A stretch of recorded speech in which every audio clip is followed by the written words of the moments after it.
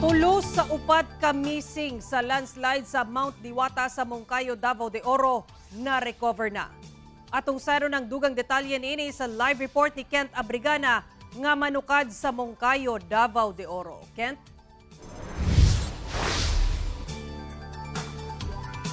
Sara, human nga na-recover ang tulo sa upat ka mga missing person sa landslide. Temporary usa nga giundang sa MDRRMO Moncayo ang ilang retrieval operation tungod sa mga pag-ulan. Sayo nga nangadto ang MDRRMO Moncayo sa landslide area sa Purok 19 Pag-asa Mount Diwata sa Moncayo, Davao de Oro. Alang sa pagpadayon sa ilang search and retrieval operations sa upat ka individual nga nagpabiling missing. 14 ka mga tao ang natabunan sa maong landslide kagahapon, kung asa 7 ang patay, 4 ang missing ug 3 ang na-rescue. Sa pag-uban sa GMA Regional TV 1 Mindanao sa area, pipila ka mga pagdahili sa yuta ang among naagian. Halos zero visibility sab ang ubang lugar tungod sa baga nga fog ug gumikan sa pag-ulan. Pag-abot sa lugar, makita ang dakong yuta nga midahili gikan sa bukid. Tungod sa mga nasinati nga pag-ulan, ikapila nga gipahunong ang operasyon. Weather condition is very challenging, no? Pinapahirapan talaga yung retrieving team natin. Pero we will do everything as we could, no? Ang ulan kasi is pabugso-bugso. Pipila ka mga kabanay sa mga na-missing ang misulay ug duol sa lugar kung asa himuon ang pagkalot apan gikordon kini sa otoridad. Human ang 3 ka oras.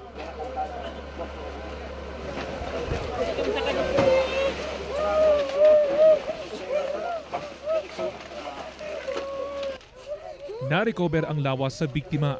Magiilang si Richel Riboldad, 35 anyos, residente sa lugar. Wa gayud napugnan sa mga igsuon ni Richel ang ilang emosyon. Dihang nakita ang kabanay nga matud nila, breadwinner sa ilang pamilya. Mapay pag-abot nila kay magkuan sila Bible study. Niya, tapos wala pa sila mapay pag-abot yun nila nilang slide na niya akong ate napa sa baan sa balay ba mo tong naitsa niya tong bata nga naka-survive. Si Richel matud pa ang misalbar sa 1-year-old baby nga naluwas sa landslide. Sumala sa MDRRMO. Lisod ang pag-rescue kang Richel human kini natabunan og mga bato ug yuta. Temporaryong gihunong ang operasyon dihang bibuntak masab ang ulan. Pasado alas 12 sa udto, usa na sab kalawas ang na-recover sa otoridad.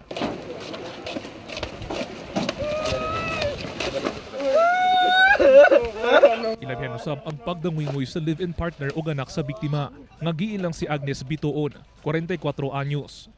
Matod kang Rene Boy, nagpahimangno na kini sa iyang partner nga dili moadto sa maong balay tungod sa mga posible nga pagdahili sa yuta. I-plaster na lang na siya tarong, dawato na lang ang tanan kay di naman yun mabalik.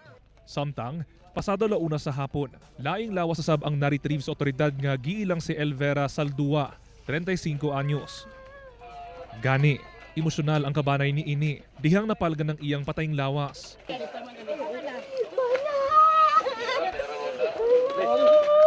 Miabot og hapit 7 ka oras ang retrieval operation sa 3 ka patayng lawas. Samtang padayon ang retrieval operations alang sa naibiling usa ka missing, nga giilang si Romel Gumatin.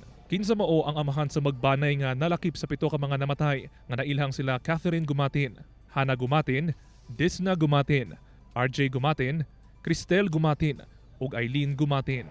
Lakip sab sa namatay si Marjorie Nenyaria nga usa ka religious leader. Sumala kang Julius Nenyaria, asawa sa biktima. Dunay prayer worship sa usa ka balay dihang nahitabo ang insidente. Medya oras lang gikan na pagtapok nila. Maugoy pagsugod nila og worship ug pagtigom kay wa mo gyud nakabalo nila. Sara, anaana sa punerarya ang lawas sa 3 ka mga individual nga na-recover kaganiha. Misad sa og hinabang ang LGU Moncayo ngadto sa mga biktima. Ugma kung mahimong maayong panahon magpadayon ang search and retrieval operation sa MDRRMO Moncayo. Samtang sa karon anaana sa 25 ka pamilya ang temporaryo nga nagtinir sa Mount Diwata Elementary School. Sara. Okay, daghang salamat ug amping mo diha, Kent Abrigana.